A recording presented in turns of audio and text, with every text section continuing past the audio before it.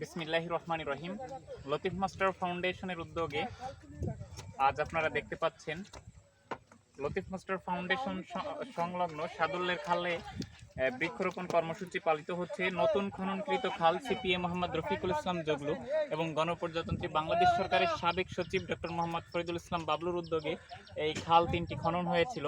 সেই খালের দুই পাশেই সুন্দরভাবে সারিবদ্ধভাবে নারকেল গাছের চারা রোপণ হচ্ছে।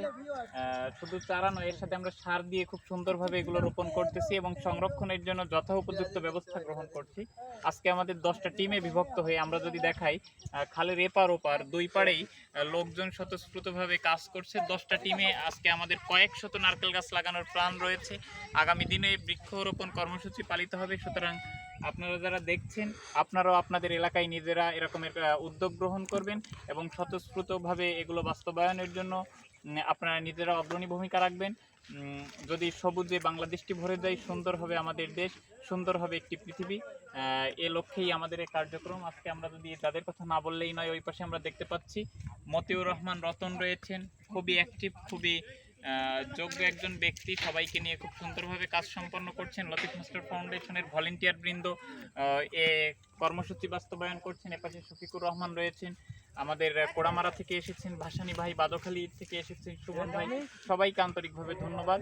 এবং ইনশাআল্লাহ আজকে আমাদের এই কর্মসূচি খুব সুন্দরভাবেই পালিত হবে। এখানে হৃদয় রয়েছে, আশিক রয়েছে, যারা খুব সুন্দরভাবে কাজ সম্পন্ন করছে। তো ধন্যবাদ সকলকে। আসসালামু আলাইকুম রহমতুল্লাহ।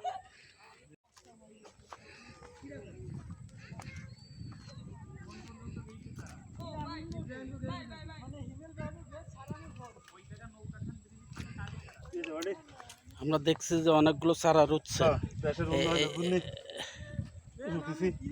লতিফ মাস্টার ফাউন্ডেশনের তরফ থেকে চারা ফাটাইছে। আমরা সব জনগণ মিলে দেশের উন্নয়নের জন্য 2 ফাট বেরিয়ে দিচ্ছি।